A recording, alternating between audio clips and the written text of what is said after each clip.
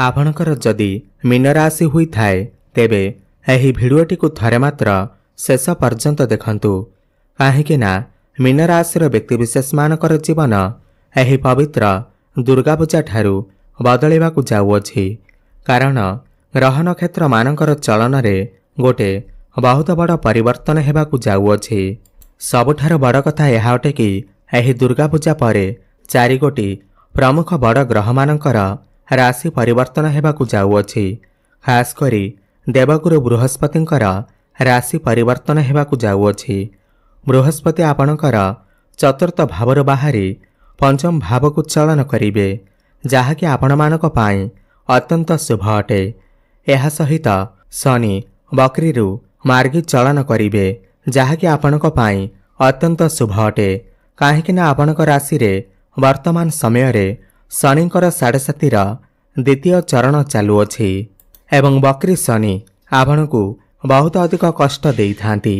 यह सहित मंगल एवं बुध मध्य आपणकर भाग्यस्थान को चलन करिवे एवं आपणकर सप्तम भाव रे शुक्र चलन करिवे एवं मालव्य नामक राजयोगर निर्माण करिवे एवं आपणकर भाग्यस्थान रे लक्ष्मी नारायण राजयोगर निर्माण हेबा जहा फल रे आपणकर जीवन रे चलिथिबा समस्त दुख कष्ट एवं समस्यार अंत हेबा एवं पुणी थरे एही दुर्गा पूजा ठारू आपणकर जीवन रे खुशी फेरी आसीबा जहा द्वारा आपणकर जीवन रे किछि बड़ हेबाकु जाउअछि। आपणकर जीवन रे चलिथिबा समस्त दुख कष्टर अंत हेबाकु जाउअछि। एही दुर्गा पूजा ठारू आपणकर जीवन रे खुशी फेरिबाकु जाउअछि। तो आसंतु जानिबा एही दुर्गा पूजा ठारू आपणकर जीवन रे कौन सबु बड़ परिवर्तन हेबार अछि। एहा पूर्वरु जदि आपणकर भी मीन राशि हुई थाए एवं आपण भी माँ दुर्गा को सच्चा हृदय भक्ति करुथांती विश्वास करुथांती तेबे एही भिडियोटी को लाइक करी कमेंट बॉक्स रे जय माँ दुर्गा जय शनिदेव अवश्य लिखि दियंतु। देखंतु पूर्वरु शनि बकरी अवस्था थिबारु एवं आपणकर राशि रे शनिंकर 7.5 चालुथिबारु आपणकर स्वास्थ्य खराब रहुथिला, धन जनित समस्या देखा देउथिला, घोर आर्थिक संकट देखा देउथिला। आपण जो भी कार्य हाथ देउथिले सेथिरे आपणको सफलता मिली पारु नथिला। आपण ऋण नैथिले किंतु ऋण सुझी पारु नथिले। ऋणर भार आपणकर ऊपर बढ़ी जाइथिला। मंगल एवं बुध अष्टम रे थिबारु आपणकर गृह परिवार रे खुशीर वातावरण नथिला। शिक्षा क्षेत्र रे समस्या देखा देउथिला।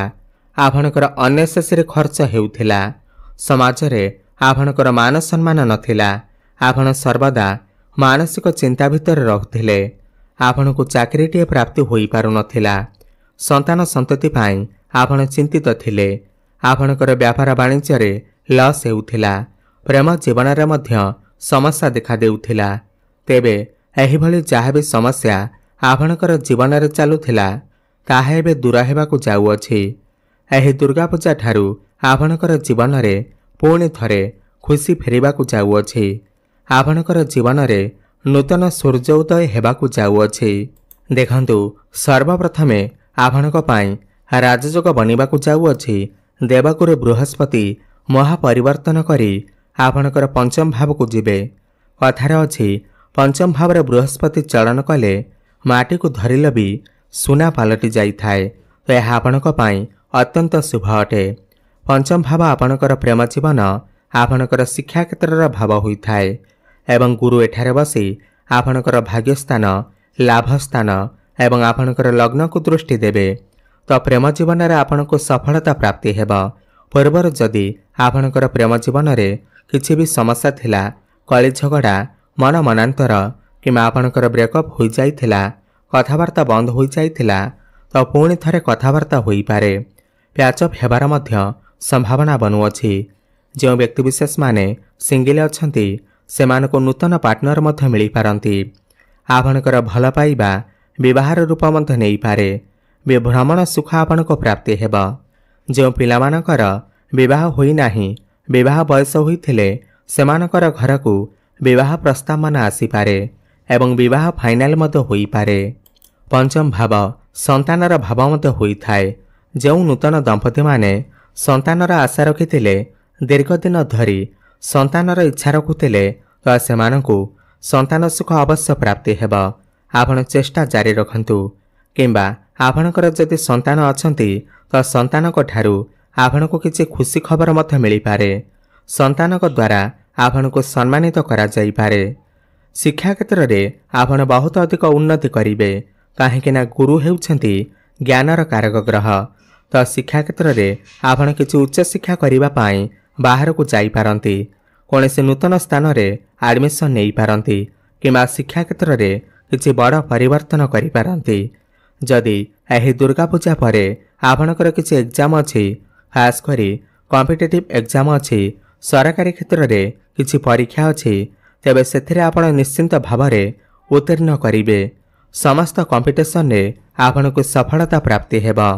ଶନି ମାର୍ଗୀଚଳନ କରୁଥିବାରୁ ଏବଂ ଗୁରୁଙ୍କର ଦୃଷ୍ଟି ଆପଣଙ୍କର ଭାଗ୍ୟ ଭାବ ଉପରକୁ ରହୁଥିବାରୁ ଭାଗ୍ୟରେ ଉନ୍ନତି ଦେଖିବାକୁ ମିଳିବ। ଆପଣ ନିଜେ ଦେଖିବେ ସମସ୍ତ କ୍ଷେତ୍ରରେ ଭାଗ୍ୟ ଆପଣଙ୍କର ସାଥ ଦେବ।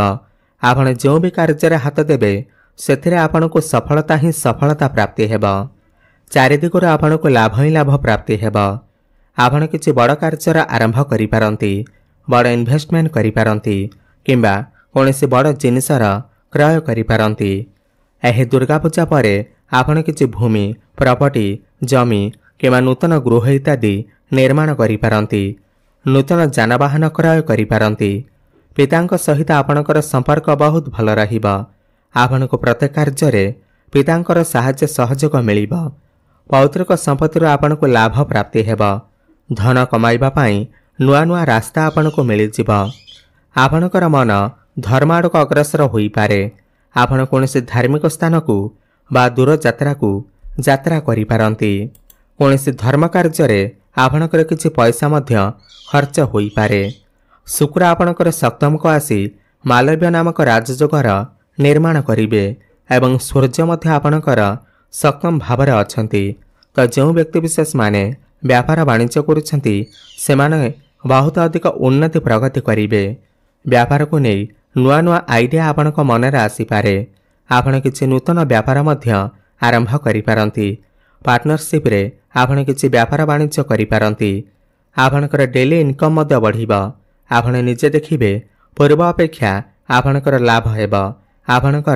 ଆପଣ କୌଣସି ସ୍ଥାନରେ ପୁଞ୍ଜିନିବେଶ କରି ବଡ଼ ଧନଲାଭ ମଧ୍ୟ ପ୍ରାପ୍ତି କରିପାରିବେ।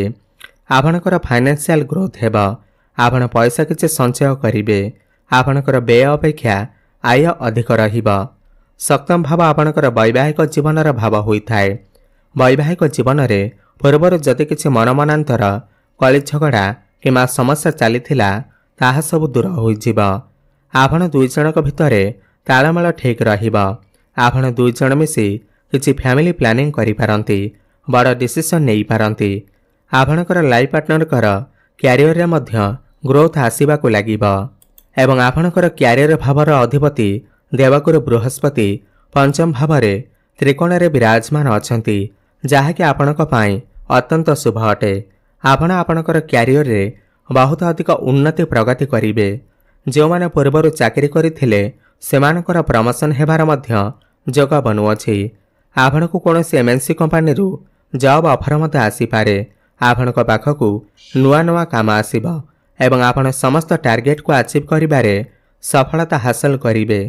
ସବୁଠାରୁ ବଡ଼ କଥା ଏହା ଅଟେ କି ଯେଉଁମାନେ ବେରୋଜଗାରୀ ଅଛନ୍ତି, ଯେଉଁମାନଙ୍କ ପାଖରେ କୌଣସି ବି ଚାକିରି ବାକିରି ନାହିଁ, ତ ସେମାନଙ୍କୁ ନୂତନ ଚାକିରି ମଧ୍ୟ ପ୍ରାପ୍ତି ହୋଇପାରେ। ଆପଣ ଚେଷ୍ଟା ଜାରି ରଖନ୍ତୁ, ସଫଳତା ଅବଶ୍ୟ ପ୍ରାପ୍ତି ହେବ। ଆପଣ ଆପଣଙ୍କର କାମକାର୍ଯ୍ୟକୁ ନେଇ ବିଦେଶ ଯାତ୍ରା ମଧ୍ୟ କରିପାରନ୍ତି। ଯେଉଁମାନେ ବିଦେଶରେ ରହି କୌଣସି କାମକାର୍ଯ୍ୟ କରୁଛନ୍ତି କିମ୍ବା ବ୍ୟାପାର ବାଣିଜ୍ୟ କରୁଛନ୍ତି ସେମାନଙ୍କୁ ବହୁତ ଅଧିକ ଲାଭ ପ୍ରାପ୍ତି ହେବ। ବିଦେଶ ଯିବାର ସୁଖ ମଧ୍ୟ ଆପଣଙ୍କୁ ପ୍ରାପ୍ତି ହେବ। ଗୁରୁଙ୍କର ଦୃଷ୍ଟି ଆପଣଙ୍କର ଏକାଦଶ ଭାବ ଉପରକୁ ରହୁଥିବାରୁ ଯେଉଁମାନେ ସେୟାର ମାର୍କେଟ, ଷ୍ଟକ୍ ମାର୍କେଟ ଏବଂ ଟ୍ରେଡିଂରେ କାମ କରୁଛନ୍ତି ସେମାନଙ୍କୁ ଆକସ୍ମିକ ଧନ ମଧ୍ୟ ପ୍ରାପ୍ତି ହେବ। ବଡ଼ ଭାଇ ଭଉଣୀଙ୍କର ସପୋର୍ଟ ଆପଣଙ୍କୁ ପ୍ରାପ୍ତି ହେବ। ଯେଉଁମାନେ ବି ଅନଲାଇନରେ କାମ କରୁଛନ୍ତି, ଡିଜିଟାଲ ମାର୍କେଟିଂର କାମ କରୁଛନ୍ତି, ଫାଇନାନ୍ସ କ୍ଷେତ୍ରରେ ଅଛନ୍ତି, ଟ୍ରାଭେଲ ଆଣ୍ଡ ଟୁରର କାମ କରୁଛନ୍ତି ସେମାନଙ୍କୁ ଅଧିକ ସଫଳତା ପ୍ରାପ୍ତି ହେବ। ଯେଉଁମାନେ ଟିଚିଂ ଲାଇନରେ ଅଛନ୍ତି ମ୍ୟାନେଜମେଣ୍ଟ କ୍ଷେତ୍ରରେ ଅଛନ୍ତି, ସରକାରୀ ସ୍ତରରେ ଅଛନ୍ତି କିମ୍ବା ଟେକ୍ନିକାଲ ଫିଲ୍ଡରେ ଅଛନ୍ତି, କନଷ୍ଟ୍ରକ୍ସନର କାମ କରୁଛନ୍ତି, ଇମ୍ପୋର୍ଟ ଏକ୍ସପୋର୍ଟର କାମ କରୁଛନ୍ତି, ସେମାନଙ୍କୁ ବହୁତ ଅଧିକ ସଫଳତା ପ୍ରାପ୍ତି ହେବ। ଶନି ମାର୍ଗୀ ଚଳନ କରୁଥିବାରୁ ପୂର୍ବରୁ ଆପଣଙ୍କର ଯାହା ବି କିଛି ସ୍ୱାସ୍ଥ୍ୟଜନିତ ସମସ୍ୟା ରହୁଥିଲା ତାହା ସବୁ ଦୂର ହୋଇଯିବ।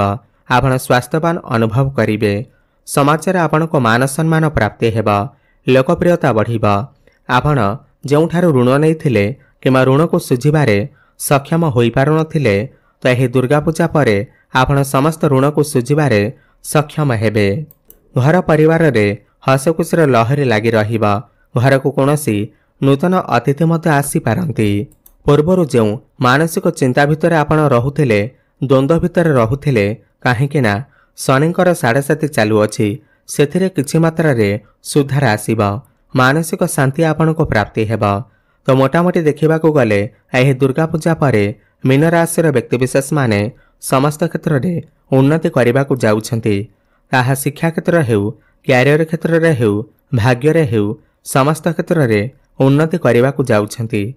ଅଧିକ ଶୁଭଫଳ ପ୍ରାପ୍ତି କରିବା ପାଇଁ ଆପଣ ପ୍ରତ୍ୟେକ ଦିନ ଗୁରୁଙ୍କର ବୀଜମନ୍ତ୍ରର ଜପ ଅବଶ୍ୟ କରନ୍ତୁ। ଓମ୍ ଗ୍ରାମ ଗ୍ରୀମ ଗ୍ରୋମ ସହ ଗୁରବେ ନମଃ 108 ଥର ପ୍ରତ୍ୟେକ ଦିନ ଜପ କରନ୍ତୁ। ଶୁଭଫଳ ପ୍ରାପ୍ତି ହେବ। ଏବଂ ପ୍ରତ୍ୟେକ ଦିନ ସନ୍ଧ୍ୟାରେ ହନୁମାନ ଚାଳିଶାର ପାଠ କରନ୍ତୁ ଏବଂ କୁକୁର ଏବଂ କୁଆଙ୍କୁ କିଛି ଖାଇବାକୁ ଦିଅନ୍ତୁ। ଶୁଭଫଳ